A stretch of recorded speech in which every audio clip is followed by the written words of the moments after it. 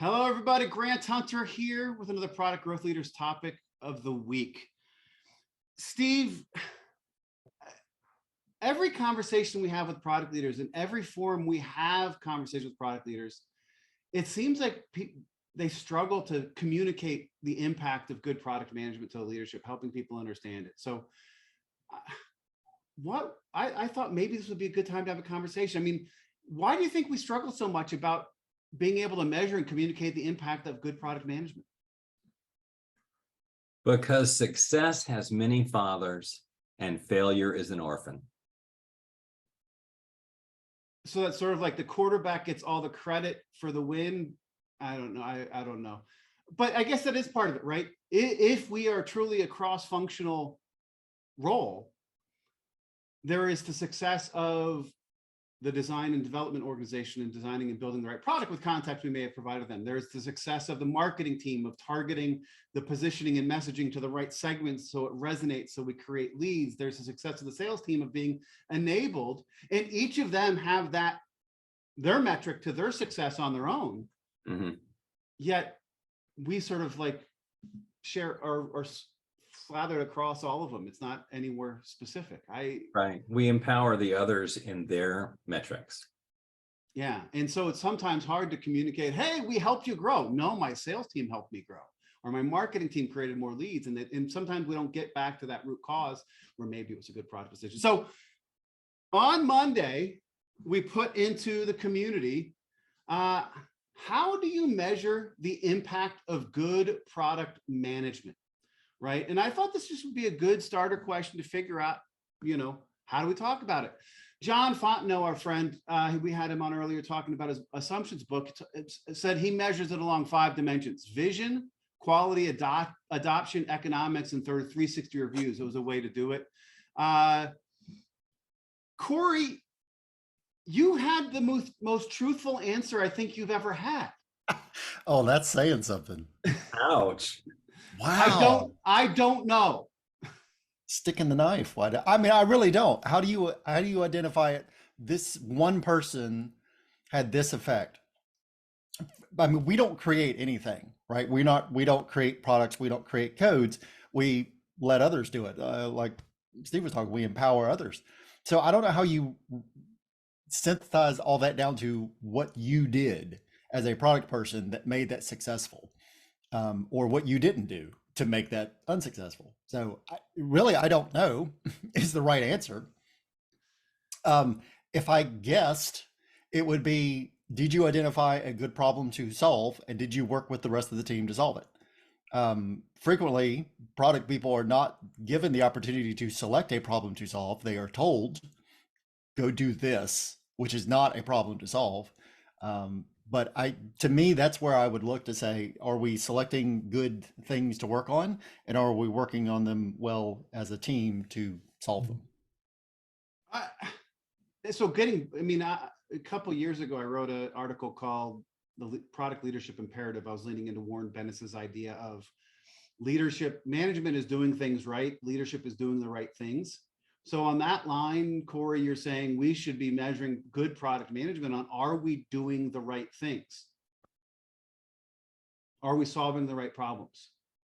I would prefer that over what I am typically measured on. Yeah. And I like that idea. It sort of, but then it's a two-part thing, because it's, are we doing the right things, and are we properly empowering the downstream stakeholders to execute and realize the opportunity that we do there? So,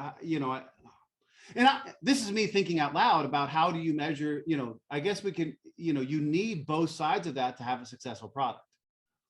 Yeah, you're talking about how do you measure an individual in a very large system. Yeah. And I don't know how you do that. Well, I'm not thinking about the individual as much as I am thinking about the function, the department, right? If we're trying to communicate to senior leadership, how do you see the value? How do we talk to them about the impact we make? When, back to Steve's conversation, many of the metrics that people talk to senior leadership about are already assigned primarily to a sales function or a marketing function or a design and development function. this question is not getting any easier, and your I don't know is sticking out in being more true. May. Hey. Yep. So Grant, Okay, maybe I can throw something out there that might confuse it even more, but might just give just what we need, Dutch. Come on. Coming right into your first one and confusing things even more. That's my job. Well, it at least gives some people something to think about along this line. But so in one of the products that I've done in the past, while I was with that company, the product itself won awards in the industry. So who gets the credit for that? Is that a measure of success of the product itself? And does that reflect more on the product manager, or is it the whole team, or is it the company? I mean, that would be a measure of success and impact, and that's maybe the right thing was done, but who puts what on their resume for what impact that they had? That's always been one of my hardest things when I was writing my resume, to take credit for something, right? Right. I increased profitability by 15%. I didn't do it. The organization did. And perhaps we need to start, maybe it's the humility aspect of it. I always like to look at the team as a whole. We did this together. But too often, some of the people we work with are more individualistic. I did this. My department did this. And again, this is an ongoing thing that we're trying to figure out. How do we share that? And as for those awards, I've been on the committee of those awards. It's whoever gave the best demo and could communicate what it was the best. So I would say whoever wrote the demo script is the person who won that award for you, because and this is for me doing SIIA's Clio, whatever their award was. I can't remember what it was. It was all about that demo, right? Yeah, that was one of them we got. Yeah. But could I just jump in and sort of add to maybe that thought, or maybe reframe it in a slightly different way? I think it depends, and I think what Cory said was a really interesting point. I think it depends on how upstream or downstream you are with respect to who's setting the tone and cadence around product strategy. Because usually if there's greater alignment at the top, and usually if there's sort of guardrails that are put in place around the product team being kind of looked at or regarded as a way to rank, stack, and validate sort of decision-making frameworks at the highest level, I think it really depends, right? Because in the end of the day, if the role of the product team, the product manager, the chief product officer, whatever, is to identify blockers, blind spots on an individual level, and then team level, and then org level, and unblock them systematically, I think, that would be how I would measure sort of impact and sort of think about, am I making fewer bad decisions faster as a team? Am I making fewer bad decisions faster as an individual? And am I making fewer bad decisions faster as an org? And in so doing, am I speeding up the velocity of that virtuous cycle I'm creating? If you're coming downstream a little bit further, right? Like in your product org is more like a services business that's executing on a predefined punch list, that would be a different set of kind of more tactical KPIs and success measures. But I think it depends, right? Like on where it's product management. It always depends, right?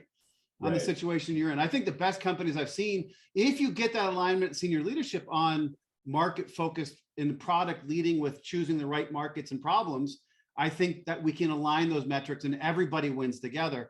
May, you talk about being intentional about the what, how, and when you measure, and you'll get the metrics you want. I'd love to, as always, May has her blog post thesis in there, and I encourage everybody to read it, but I'd love to, talk me through where your head is on this, May.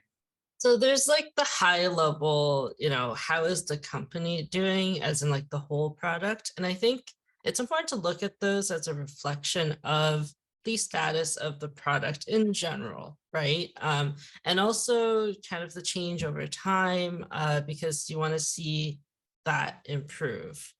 Now, again, to go back to everyone else's point, like that measures everyone else as well.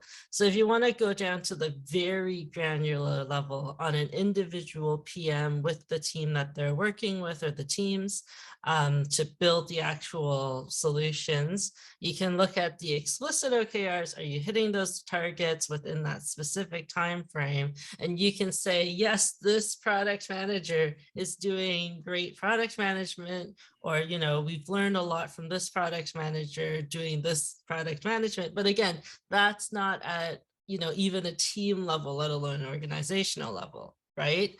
So my personal favorite completely unacademic or scientific metric is how much are people complaining about product management? And it's like, it's not something you can go and like put on a spreadsheet or tell people about, really, because it's usually quite sensitive. But usually if people are frustrated, if it's something to do with product management strategy prioritization, it's we're building the wrong things, or I don't get what we're doing, or we're getting specs and these specs suck, or, you know, I feel like I'm taking orders, you know, that's problems with product management, right? But if you get to the point where people are complaining about, oh, like, we're just not working well with the UX designers, or like, I don't like these designs, or the engineering team just hasn't built anything for 3 weeks, you know, those, now you're like, okay, so maybe this isn't a product problem anymore. This is like a bit of an organizational problem. It's like other structural issues, but it also kind of sort of tells you that product management is doing okay. And highly unscientific. It sounds kind of stupid, like, especially when I say it out loud, I'm like, oh, that sounds terrible. So the more people, the more other functions complain about product management, the better product management is doing? No, the less they complain about product management, because like, if product management is the first thing people complain about, always. Like, if everything else is wrong, but product management is doing something wrong, like, we almost always gets to complain. Like, so where I was going with this, and the reason I asked that question is, I've been in places where the complaints about product management was, we're not doing my pet project, we're not doing it the way I want to. And if we're doing a good job of saying no, right, if we're doing a good job of being focused and prioritizing, there are going to be a whole bunch of people complaining because we're not doing what they wanted to do. But I understand what you're saying as well, that we are the, you know, because we touch everything, there's going to be more chances for that to happen. And if we're doing a good job, the other functions aren't complaining about us. Okay, to be completely fair, I completely mentally filter out those complaints as like, that's not something I have to deal with. Fair, I get that. I makes a ton of sense. Richard, you had your hand up first, and then I'll go to Karen. Yeah. So this is probably unpopular, and right, this is against that whole, there's no I in team. But if you're looking for a job, no one's hiring your team. They're hiring you, which means you need to be able to talk about what you've brought. When you're going in for your performance review, it's not about what the team accomplished. It's what you accomplished. You have to be able to talk about your accomplishments. So in that realm, if product management is an empowering role, which is, I think, the term that Steve and I are liking right now, we can talk about what we've empowered other teams to do and how we did that. Yeah, right? We can talk about how we've set everyone else up to succeed. Right? But it's we set them up to succeed. Or really, I set them as the product manager. I set, right, the developers up to succeed on this project. I set UX up to succeed on this project, because that's what you need to talk about when you're going out for a job. That's what you need to talk about when you're pushing for a promotion. That's when you need to talk about when you're pushing for a raise. And the holistic, because we enable so many of these, I like this. I'm starting to think, like, in volleyball, product management is a setter. We don't do a lot of scoring ourselves, but we're making sure the ball is in the right place for the outside hitters or the middle blockers to do their job. I don't know. I don't know how I got there. I think because you used the word set. Richard, I like that. We do have to think about ourselves, and sometimes our humility may get in the way. Karen. Yeah, so the question that you had up was about product management, and I took that to mean a group.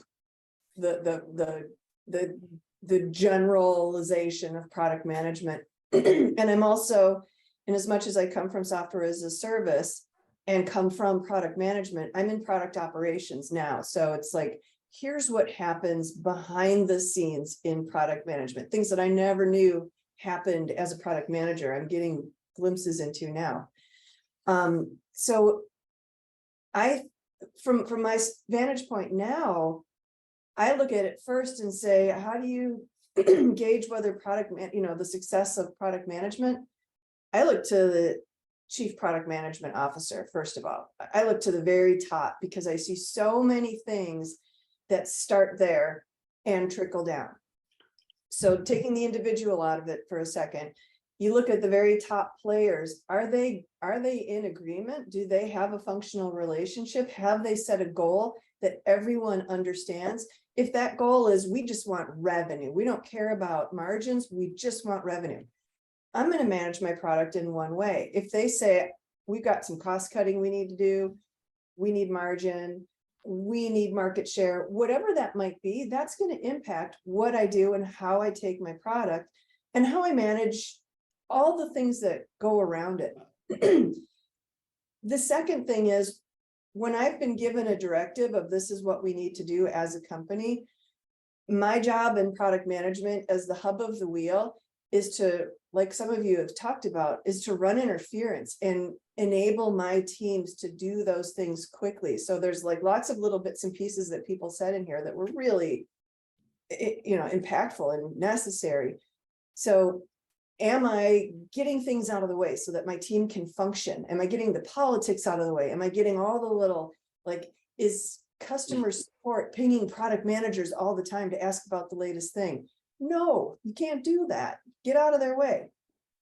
No, I love what you're getting to, because it's sort of like, we're the whole. We bring all the other things together. Design can do a good job.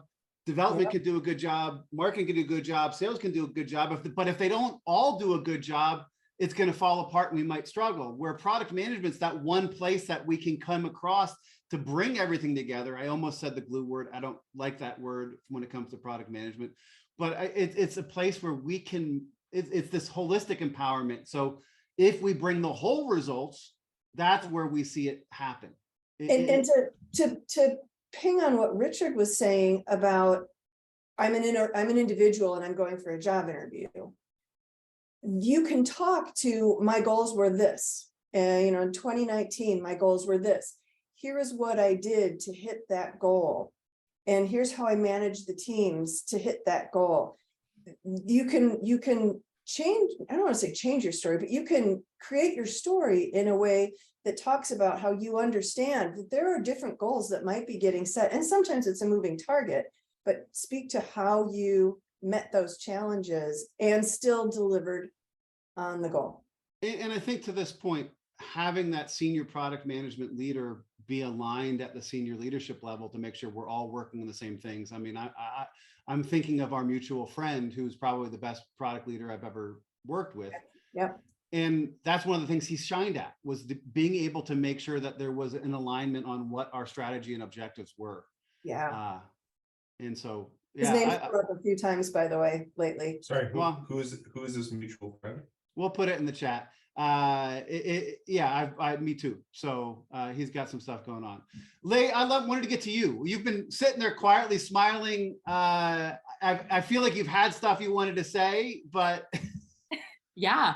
First of all, I totally agree with Karen and what Richard was saying as well. I'll take it a step further, and I'll say you can definitely measure product success by the company's success, because it's our responsibility for literally everything. So to the point what May was saying, if people hate what's going on, they'll blame product. And if people love what's going on, you should take responsibility for that. And you should say, yeah, I did that, because it's your responsibility to train the salespeople. It's your responsibility to make sure they know how to talk about it. They communicate the value prop, that marketing knows what they're doing, that CS can support their customers. It's your responsibility. And even if you have like a dud sales team, it doesn't matter. It's product responsibility, and it falls on them, even though maybe the VP of sales should have a better sales org. It doesn't matter. So at the end of the day, a lot of the time. And so if we have weaknesses in the organization, we need to find ways around that, right? Yeah, and it's infuriating sometimes. That's like sometimes the hardest part of product management for me, is dealing with maybe like a group of C players or something where, you know, they're not as invested, and it's like banging your head against the wall, because this is your baby, this is your responsibility, and they don't care. You know, that resonates a ton. I've been reading the Challenger Sale book. If you haven't read it, it is a great product management book. You may not think it's a product management book, but what they're teaching you in the Challenger Sale is how do you enable your sales team to start with problems and shift it to a, not just a problem that everybody's like, oh yeah, but change the mindset. And what they talk about is not all salespeople are of the challenger mindset, and it takes enabling them, teaching them how to do this, and walking them from how do you establish it and walk them through the process. And I'm like, that's product management, that's product marketing, right? That's something we do. If we do it right, we're enabling that problem. They talk about hypotheses-based selling, and we should be giving them in companies like yours, here are the 3 biggest challenges we hear. So they can then, it resonates with them and they can do it. So, you know, I've worked with some bad marketing teams, and what I had to do is do a better job of saying, okay, here are the segments we're going after, here are the problems we're solving, here's our strategic positioning, and giving them the pieces to be able to do what it does. Leah, that was, yeah, completely love where you went there. Zach, you had your hand up. I don't know if you put it down because it got covered, or if you had another 2 cents to put in. To be honest, I put it down because I don't have enough random access memory right now, and I totally forgot it. So that was the true reason. I think I was responding to a point Karen made, but it's been made a couple of points ago. I think it was adjacent to what I put in the chat. But I do think, like, sometimes just functioning like a Heisman, you know, and buying a team more time, or just like figuring out how to communicate trade-offs diplomatically and not hard yeses or hard no's is sometimes some of the soft skills required of being diplomatic enough to function as both a product owner and a scrum master when needed. Sort of to be like an ambivert at times. No, and it sort of goes back to our conversation the other week on toxic culture. Sometimes we need to be that umbrella, right? So sometimes part of measuring our impact is measuring what we keep people out of, the stupid meetings we keep people out of. You know, Steve, you told a story about telling somebody not to go to a meeting and telling them to, you know, that's part of our impact, right? Agreed. Yeah, I listened to the old podcast to hear that story. And I would add, like, that the bigger the organization, the more people who are responsible and accountable in a Project RACI matrix want to be considered or informed. You know, everybody wants to take credit for the wins. Nobody wants to take responsibility or accountability for the losses. Yeah. No, I completely agree. Dutch, you came in a little in this question. I wanted to give you a chance to, you know, you were reacting to somebody else's answer, and I wanted to go back and see if, you know, what your thought was on how do you measure it. I don't have anything additional right now that's front of mind, besides what everybody else has already been saying. All right. Richard, I'm going to go to you for the same thing. Again, you were reacting to somebody else's post. Any insight new you want to add to this? No, for me, right. Yeah, I just lost my thought. We're all working on a little less RAM right now, Zach. It's not just you. Steve, any more thoughts on this, on measuring the impact of good product management before we shift to the poll? Well, yeah, you know, as we were talking about that whole thing, I was thinking more and more what I'm hearing is that product management should be measured on the strategy and the other team should be managed on the execution. I thought you would like that. Steve, more and more you're coming to the dark side of strategy. I do see that happening over the past few months, but it's both part. We're measured on the strategy, doing the right things, but then measured on enabling the other functions to be successful at what they do. Yeah, And let me run with that for a second. I mean, my first job in product management, I went to the development team kind of fearful because, you know, I didn't know what relationships they had in the past or whatever. And I said, you know, how can I be helpful here? You know, how can I be part of, you know, success? And I was thunderstruck that they didn't want me telling them what features to build. They wanted me to tell them what was going on in the business. Tell me about personas and their problems, and give me, you know, the priorities based on something other than God spoke to me in a dream. And they were asking for, you know, me to be a business person, which I knew how to do. What I didn't know how to be is a designer or a dev lead or a project manager. So it was the perfect first job for me. No, I get that completely and totally. And Zach, you just put into the chat risk mitigation and expectation management. I wrote an article a while back that product management is risk management, right? It's part of our job to be doing risk management and then managing those expectations, setting the right goals. And you know, this is me now processing through all the conversations we've had, and I'm going to zeroing in some stuff that May was talking about with OKRs. If we do our planning properly in our strategy and stuff, we should know what our initiatives are. We should have OKRs that are tied to us executing against our strategy. So there should be sort of those OKR initiative level stuff that we can measure, and the impact. Are we delivering on these initiatives we said we should be doing? And then, so we delivered on them. Did we get the impact, the financial or whatever measurements that we're expecting from them? So I think there is that high level whole success of what we're doing, but also the low level, did we have success in those initiatives that we're doing? And it's tough. And maybe this is one of the reasons why it's tough for product leaders to help their leadership teams understand the impact of good product management with where we're going. On that point, though, I think one other aspect that we haven't talked about, so we talked about strategy and we talked about delivery. And I don't know if it's like, aside from, do you have a strategy and is it backed up by something? I don't know if it's healthy to measure product strategy. Like, would it not be healthier to measure outcomes? Because like a lot of people say, oh, I have a great strategy, and everyone says, oh yes, we have a strategy. Our strategy canvas may actually we have 4 boxes on our strategy canvas. It was informed by Roger Martin's playing to win framework. Okay, I need to get a Drucker. I got my Roger Martin in, Steve. I need to get a Drucker in soon.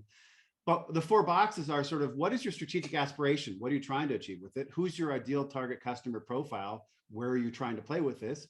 What's your competitive differentiation or competitive advantage? Why does this make sense for us to do? And the 4th box is, how do you measure success? So your strategy should identify how you're measuring success. And to Karen's point, I think it was, that may change. We may say, oh, we're short-term focused. We're only caring about revenue for the next 2 years, or we're only caring about profitability, or we're only caring about market share, right? Regardless of anything. And once we understand that, how to measure success, and that should cascade down from the corporate strategy, we should be able to measure strategy, but realize it's not a short-term thing. It's a long-term thing, right? The strategy is measured more than just a year or 2 years. It should be where we're going with it. So any thoughts, May, before I go to Cory? It's more, I feel like we don't talk about prioritization, because half the time you have strategy and then 20 other people have strategies. And if you have a weird matrix development organization going on, nothing actually gets done. So I feel like alignment of strategy. Alignment of strategy, and also just how does it end up happening? So like in terms of what are we measuring and how to measure it, I think it's something to keep in mind. That's going to be highly dependent on your org. Oh, completely and totally. Yeah. I agree with that. Cory, you got your hand raised, and I'll come to you after that, Zach. Yeah, I'm reacting to May saying we should not measure strategy, we should measure outcomes. I'm having a hard time wrapping my head around that. in similar ways of people saying we should not measure the decision or the quality of the decision unless we measure the outcome of the decision. I'd like to evaluate how our decision was made. Did we have the right information for this? Did we have the right information for a strategy? Did we plan a good strategy or not? I think that's completely measurable to say we had a good strategy, it just didn't work out for whatever reason. So Yeah. I don't mind that at all. That's getting into a little Annie Dukes playing in bets, right? Where she talks about how did you make the decision? You could have made the decision all with the right information, and it could have been the wrong decision. Right. And so I think a retrospective on how you did it, you know, I think it's the strategy and how you made those decisions. It's the outcome and did you make the outcome? But this is all of being a learning organization and growing, you know, with our learnings from that. Zach. It's interesting. I was actually responding to May's same point from an outcome standpoint around product strategy, but I've been thinking about success measures both quantitatively as well as qualitatively, right? Like I feel like there's sometimes an emotional outcome and sometimes there's also a rational outcome. Like there's a quantifiable one, but then there's also like a less tangible one, like culture. And I think that May was alluding to, you know, you frequently hear the vocal minority or majority bitching, right? But you don't often hear like lots of fist bumps and like back pats, you know, from the peanut gallery when you're doing things right. So I do think that like it depends on kind of how quantifiable and qualitative the outcomes you're looking to measure are, as well as how rational, you know, like directly tied to the roadmap versus more emotional, maybe like overcoming individual biases, team biases, org biases, market biases. And if you're trying to change the status quo, sometimes that you know is a longer term type of a thing than a shorter term tactical outcome or you know strategy that you might be able to quickly validate or invalidate with some hypothesis testing. No, I love that in the culture. I was recently on a call with a company we're working with, and on their dashboard that they present quarterly numbers, like our results, right? Our annual stuff, they actually had a field for team happiness. So they were actually, one of the things they were measuring was the happiness of the team. And that gets into a little more of the intangible, but there is a definite way that we can do that. I want to take this break while I'm talking, and we're going to shift to the poll. On Wednesday, we put the poll in the community. What metrics should senior leadership look at first when assessing the impact of product management? The options were financial metrics, customer satisfaction metrics, adoption and engagement metrics, partner team productivity metrics, as we've talked about here, or other. It depends. And you know, there was an interesting battle going on between financial metrics and adoption. John Fontenot came in and said it's a mix, and you can't be a mix if you're saying first. May, you said other. It depends. I want to see where you went with that. So the impacts of product management is what's happening, what's changing about the product, right? So imagine a world where you remove product management. You're probably just like building on the existing product. You're not really thinking about too much about the future, where you want to go with the product. It's in basically maintenance mode, right? Yep. So when you're looking at the impact of product management, it has to be kind of like in time frames that are relevant. So for example, if product management is hedging a big bet on this thing that they're going to spend, a whole quarter on building, like what is the impact of that thing that we've done, right? What is the impact of our big bets or our strategy? So I think in terms of looking at metrics, it's not about a metric. It's about that rate of change of that metric over that time period. Okay, I like that. So the metric, it could be any of these, but the more important thing is it's about the directionality of it, the trending of it, and where it's going. Okay, yeah. I like that. I'm going to go, we had 7% of the vote went customer satisfaction. Adoption and engagement metrics took 46%. It's in the lead. And I'm going to start with Lee. You were one of the people who did that, and I'm going to come to Dutch and Cory after that. Lee, talk to me about why you went with adoption and engagement. I think that adoption and engagement needs to come first because it's a sign of a good product that you have, if you have high adoption and engagement, you could figure out the financial part and the pricing part after. Okay. I think sometimes you could price things wrong. Maybe you're doing a premium project or something like that, where you're not sure where it sits financially or price wise. But as long as you get that adoption strong first, you can really take off from there and try to figure out how to up the finance piece. And I could see it being a leading indicator, right? You may be able to use the adoption engagement to be a leading indicator to get to the financial. So I can get there. Karen, you got your hand up. Yeah. As people are talking, I started to think selfishly, maybe not selfishly, about what are my goals, like my career goals. And I believe that we create businesses because we want to make money, otherwise it's a not-for-profit or something like that. But the goal of a business is to make money. Yep. And if you don't have money, ultimately you don't have a business, and you can't do the things that you wanted to do for the market that you wanted to serve.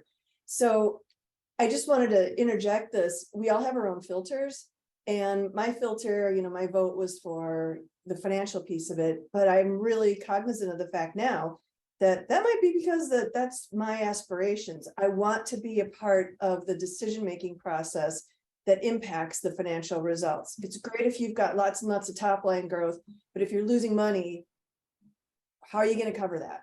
So I think that, anyway, I just wanted to throw that out there, that we all have filters, like our own personal filters. No, completely. And I get that. And Lee, I think you made a really good case for adoption engagement, actually making me think about, I was a financial person as well. Dutch, you were there as well in adoption engagement. Has this conversation changed your head at all, or talk to me about where your vote is and why? No, I'm still voting the same way. How can I highlight what you're sharing? Because I need to see what the other options were again. I still can't see them. Anyway. I just brought up that it was financial, customer satisfaction, adoption engagement, or partner team productivity metrics. Well, see, like customer satisfaction, I mean, it kind of comes in there with adoption and engagement. You can kind of see how well, how often or whatever that they're satisfied based on how well that it's being adopted and how engaging, how sticky that, whatever it is. Partner team productivity metrics, obviously nobody voted for that. So, but then when it comes to the financial aspect, I mean, the main reason why I said adoption and engagement is because however many people are using it, if they're using it and they're adopting it from the get-go, that to me is, assessing the impact of product management. Yeah. If you're looking at the financials and saying, oh, well, we're losing money, or we're not getting as many renewals now, people aren't staying with it after they've purchased it, or nobody's buying the new version. I mean, is that because the product's bad, or because the word's not getting out? Is that marketing or customer success that aren't telling people that, hey, if you renew this year, you're going to get this new feature, or it's going to be soon. So those are all the how to measure the impact of those other things that deal with the financial side of the customer. The actual usage of the product itself for the product management impact is how engaging and how well that the thing is adopted by whoever comes across because it. we solved the right problem, and we understood the persona, and we empowered our teams to deliver the right solution on it. I can see that. And that's going to be the first place where the rubber hits the road. Yeah. We answered the question of, not only can we do it, but should we do it? Yeah. And both turned out to be good. Yes. No, I get it. Lee, you've got a comment? I just want to make one comment, because I've had a situation like this before, and something Dutch said reminded me of it. You could have a kick-ass sales team and have a real terrible product, and you can see good financial numbers for a while until it comes crashing down eventually, because I'll realize the long-term value. You're actually making a good point there. That's going to make me think about my answer. One last thing, Dutch. Just one last thing. So a lot of my product background was in the military and federal contracting, And there ain't no sales and marketing when it comes to that. That's, you produce something and people are using it. So again, going to what the impact of product management is, it's not even having to be sold. It's just having to be used.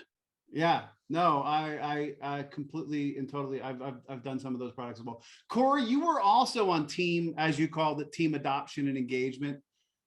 You know, anything that hasn't been said you want to add in? I mean, we're making products for people to use to improve their lives in some way. If we're not doing that, to me, nothing else matters. And Yeah. if we're not doing that, then everything else is probably going to be gamed anyway. Oh, we had a great sales quarter this year. Who cares? People aren't using the product, and they aren't being successful with the product. So think of all the products that you try once and then delete or ignore because it sucked. And well, we had 50,000 activations this month on our new version of the app, but Yeah. nobody's using it. Nobody's using it daily. Nobody's finding value with it. So you guys are all making good points. I mean, I'm still team finance, you know, purely because it's senior leadership and that's what they understand, right? I think you need to talk to them in the language they understand numbers. But if you can't, Cory, let me finish. What we need to do is do a better job of telling the story of how those other things lead to it. So maybe we broaden their aspect of that. I want to quickly, before Cory, you have something about it. Richard, you've been quiet. How did you vote? Or did you vote? Or how would you vote? I didn't vote, but my vote is other, and I'm probably gonna throw things on their head again. Yeah. For me, did we hit the success criteria and the forecast that we set out to hit? Right? Yeah. We may have something and it just goes to the moon, but if it's hardware and we haven't pipelined the components and now people are waiting 2 years for it, we've pissed them off.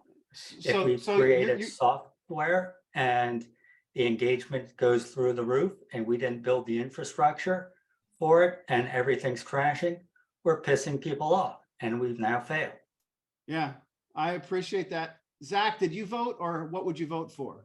I would say my default answer is it always depends. I mean, I think it really depends on if it's a bottom up org or a top down org. I think it depends on if you're talking about a B2B company versus a D2C company versus a product led growth initiative versus an account based marketing initiative.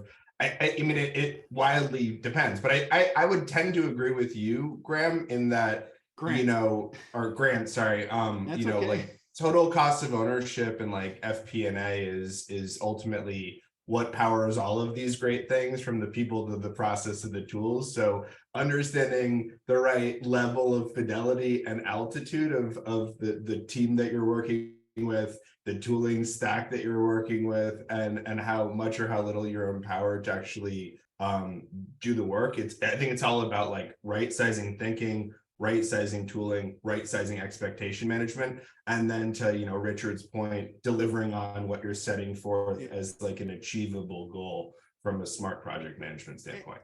And to reinforce, I still am staying with finance, by the way. Drucker said profit is the measure of success, right? That's how we judge if we're successful with our business, is if we have profits left at the end. So Steve, you're the last person. I don't have an idea of where the vote was. I think it's hard to choose one. It's a combination of, we have to be viable as a business or we failed. And if we can't create a great customer experience, then we'll fail sooner. And so I'm going to go with other, quality doesn't matter until it does. Yeah. And Richard maybe got my vote because Richard's talk on it depends on what the first thing should be, whatever you identified as the success metric. So in Karen's thing, it may change year to year what we're trying to measure it on. Cool. Dutch, did you have one last thing? I just think that those of you that are putting the financial aspect first, you're talking about the success of the business, not the product. You're talking about like what it took to get that product out and utilized and everything else. That was the whole company's effort, the whole cross-functional aspect of the company. yes, the business's aspect is their success is finance, but the product success is use. I see that. I understand it. I think for me, the lens of talking to senior leadership still comes back to the language they talk is business. But this is something we could probably talk the rest of the afternoon about. What I want to do, we only have time for one of our questions before the lightning round. What positive impact from product management is the hardest to measure? What is the hardest to measure? May, you've got a big smile on your face. If you're doing product management right, team cohesion. So we're talking about how when all of the teams that you work with to build the solutions, to create the solutions, are all on board with exactly what you want, and they feel empowered and they want to stay. And it's that employee experience, that team culture that you've built with good product management. I like that. You can't measure that. It's really very hard to. I mean, there's tools out there to pulse measurements and stuff, but it's very hard to even get to the core of it. Cory. Thinking. How do you measure thinking? How do you measure somebody's thought processes or what they're thinking about or the things they're thinking through? How do you measure that? You measure the process you go through to make sure you have thinking built into it. But yes, I agree with that. And thinking is the hardest thing to do on some of these. Wow, that's a thought piece, but Dutch. What's up? Hardest thing to measure. Oh, geez. I don't know. Thinking, yeah, the whole planning aspect, that is pretty hard to measure, because you only see what the output was at that point, not all the things that went into it or the things that got thrown out. Yeah, I like that. Lee, what do you think? What's the hardest thing to measure? I'll also agree with the thinking and brainstorming piece, because I feel, especially when we had to work in the office, that was the hardest part of I hope they all think I'm working over here, because I would just be staring off into space. And I'm like, oh, thank God for remote work, because now I could just do that on my own time. But yeah. That's a great point, though. There's so much time as product managers, we're in our heads. Yeah. And if people are looking for physical activity or typing, I'm sitting there staring at a whiteboard with a pen in my hand, right, waiting for something to come out the other side. Or having water cooler talk with the devs or something. A lot of things come out of those conversations, and it just looks like you're slacking off. But yeah, those things are hard to measure. Yeah. Zach, you were building on that, right? Yeah, I think for me, I usually find it's really hard to quantify level of completeness for first order kind of knowledge discovery, right? I used to work with this guy that said, just because you have shared documentation doesn't mean that you have shared understanding. And I think to have a really sound strategy, you need really good research. And usually the quality of your primary qual and quant insights and org research is what informs everything else downstream. So for me, it's actually quantifying the level of completeness for first order discovery in terms of needs assessment and stuff. I love that. I love that. Karen. I am really struck with what May said about team cohesion, because there are so many things in product management that go sideways. You make these great plans based on great research, blah, blah, blah. And suddenly COVID hits, or a key player gets, wins the lottery. I was going to say hit by a bus, wins the lottery. That's my choice in that situation as well. I use the lottery now. I think I might have remembered that from one time before. But if you have a cohesive team that is looking at you and has trust in you, then a magic can happen. I've seen it time and time again where how did you pull that off?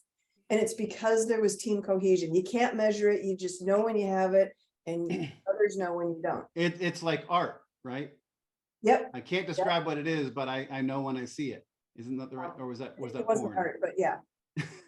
Or it's like the Jordan era Bulls, or like I feel like there's like almost a sports team dynamic is a better analogy, because there's something that's intangible but palpable, right? It's like you can feel that energy in the stadium, but you can't like place exactly where it's coming from. So I've got a friend who was a psychologist on the Bulls during that era, and he was the final say about Dennis Rodman coming on and would he be disruptive, and what his feeling was that with senior leaders like Jordan and Pippen, they would make sure that Rodman knew his role on the court. He knows his role and he plays his role. Is what impact would he have in the locker room?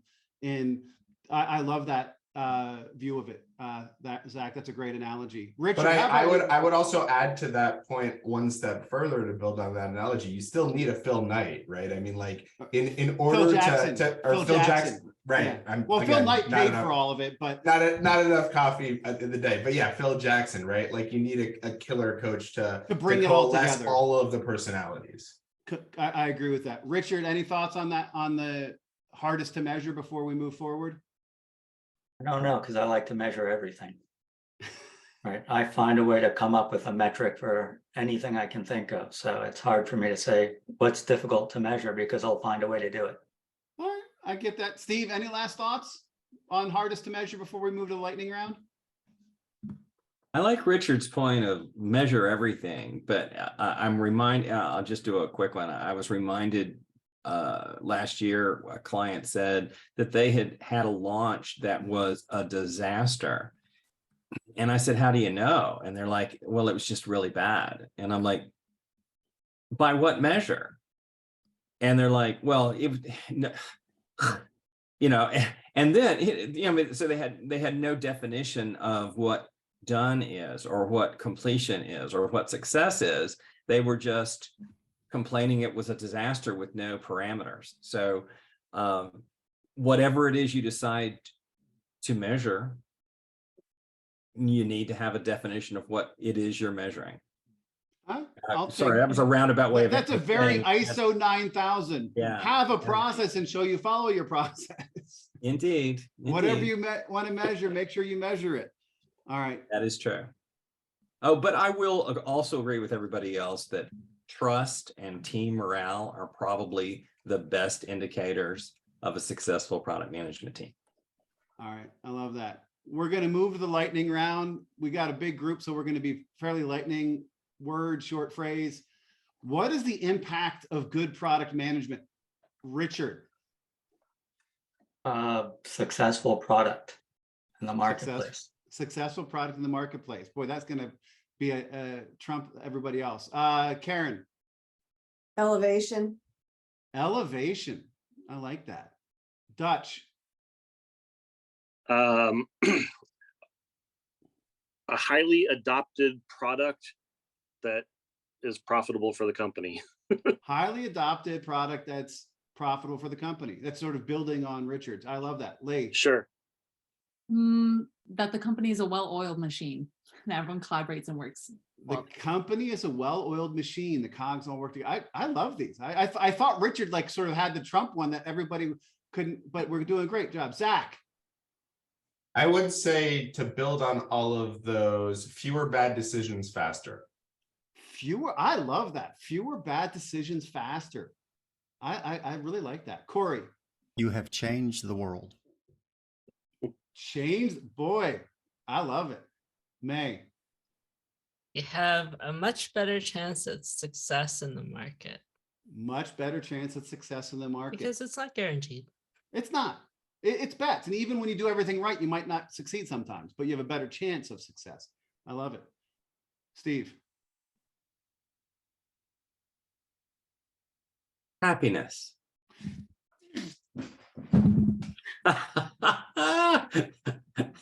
Well, Grant, no, maybe you should just text me what your answer is going to be so that I can not say that. I will go with a state of Zen. It's not just happiness. It's sort of Zen. There right? we go. We're at this place of happiness. Obviously, we need to bring all those other things along that helps us get there. But for me, that's the intangible, the happiness, the state that you're in, sort of, metaphysical place that you can go. Not meta, but metaphysical. Friends place build you can go. products. Yes, they do. Enemies build documents about products. Gosh, what a great conversation. Some great new voices brought into the conversation. So Dutch and Lee, great job on your first time coming into this one. Some great insight, and you fit in, I think, just well. Richard, Karen, Zach, Cory, May, Steve, these conversations every week really do make me think. As you can see, sometimes I'm thinking out loud, which maybe is good or bad, but I appreciate the conversation. I appreciate the stuff during the week. Thanks to everybody for doing it. And we do this every week. Mondays, we put the question in the community. Wednesdays, we do the poll, and on Fridays, we have these amazing conversations. So everybody, thank you for an amazing conversation again this week. I look forward to another amazing conversation next week, and we'll see everybody in the community. Take care, everybody. Have a great weekend.